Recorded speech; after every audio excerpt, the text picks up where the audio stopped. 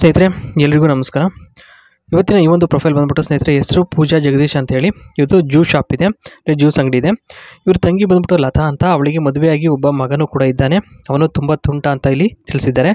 ಇನ್ನು ಇವ್ರದ್ದು ಕೆಲಸ ಬಂದ್ಬಿಟ್ಟು ಜ್ಯೂಸ್ ಶಾಪ್ದು ಬೆಳಗ್ಗೆ 10 ಗಂಟೆಯಿಂದ ಶುರುವಾಗುತ್ತೆ, ಹಾಗೆ ಸಂಜೆ 5 ಗಂಟೆಗೆ ಮುಗಿಯುತ್ತೆ. ಸ್ನೇಹಿತರೆ ತುಂಬಾ ಶ್ರಮಪಟ್ಟು ಈ ಒಂದು ಕೆಲಸವನ್ನು ಮಾಡ್ತಾರೆ.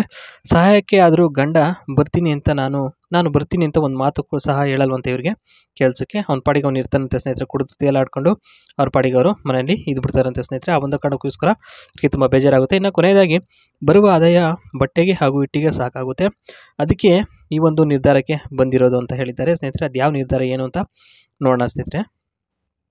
ನೋಡಿ, ಜೀವನದ ಕೆಟ್ಟ ಅನುಭವಗಳು ಯಾವ ರೀತಿಯಾಗಿದ್ದಾವೆ ಅಂತ ಇಲ್ಲಿ ಒಂದೊಂದಾಗಿ ತಿಳಿಸ್ಕೊಟ್ಟಿದ್ದಾರೆ. ಮೊದಲನೇದಾಗಿ, ಕೆಲವೊಬ್ಬರು ಕುಡಿದುಕೊಂಡು ಬಂದು ಇಲ್ಲಿ ನಮ್ಮ ಜ್ಯೂಸ್ ಅಂಗಡಿ ಹತ್ರ ಜ್ಯೂಸ್ ಕುಡಿದು ದುಡ್ಡು ಕೊಡಬೇಕಾದ್ರೆ ಕೈ ಮುಟ್ಟಿ ಸವರುವುದು, ಹಾಗೆ ಕೈ ಹಿಡಿದುಕೊಳ್ಳುವುದು ಮಾಡ್ತಾರೆ. ಒಂಥರ ಏನು ಮುಜುಗರ ಉಂಟಾಗುತ್ತೆ, ಯಾಕಂದರೆ ಎಲ್ಲರ ಮುಂದೆನೂ ಆ ಥರ ಮಾಡೋದ್ರಿಂದ ಇವರಿಗೆ ಮುಜುಗರ ಉಂಟಾಗುತ್ತೆ. ಬೇರೆ ಕಡೆ ಮಾಡಿದರೆ ಅವರು ಸುಮ್ಮನೆ ಮಾಡಿಸ್ಕೊಳಾರಂತೆ.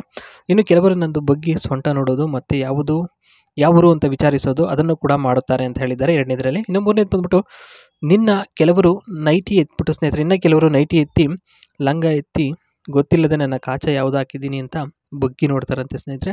ಯಾಕೆಂದರೆ ಇವರು ಜ್ಯೂಸ್ ಮಾಡೋ ಒಂದು ಬರದಲ್ಲಿರ್ಬೇಕಾದ್ರೆ ಈ ಒಂದು ಕೆಲಸವನ್ನು ಮಾಡಿದಾಗ ಇವರು ಗಮನಿಸೋಕ್ಕಿದೆ ಆಗಲ್ಲ. ಆ ಒಂದು ಕಾರಣಕ್ಕೋಸ್ಕರ ಇವರು ಸುಮ್ಮನೆ ಇರ್ತಾರೆ ಸ್ನೇಹಿತರೆ.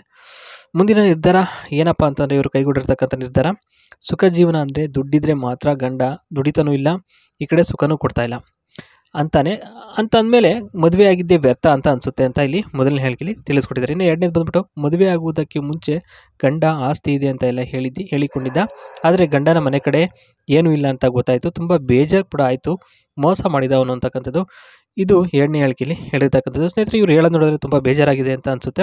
ಇವತ್ತು ಪ್ರೊಫೈಲ್ ತುಂಬನೇ ಓದಬೇಕಾದ್ರೆ ನನಗಂತದ್ದು ತುಂಬ ಬೇಜಾರಾಯಿತು. ಇನ್ನು ಕೊನೆಯದಾಗಿ ಏನಪ್ಪ ಹೇಳಿದ್ದಾರೆ ಅಂತಂದರೆ, ಅದಕ್ಕೆ ಅವನಿಗೆ ಒಂದು ಪಾಠ ಕಲಿಸಬೇಕು ಅಂತಂದರೆ ನಂದು ಬೆಲ್ಲ ನೆಕ್ಕೋದಕ್ಕೆ ಎಲ್ರಿಗೂ ಅವಕಾಶ ಮಾಡಿಕೊಡ್ತೀನಿ ಅಂತ ಹೇಳಿದ್ದಾರೆ ಸ್ನೇಹಿತರೆ. ಇದ್ರ ಬಗ್ಗೆ ಏನು ನೀವು ತಮ್ಮ ಅಭಿಪ್ರಾಯ ಏನು ತಿಳಿಸ್ಕೊಡಿ.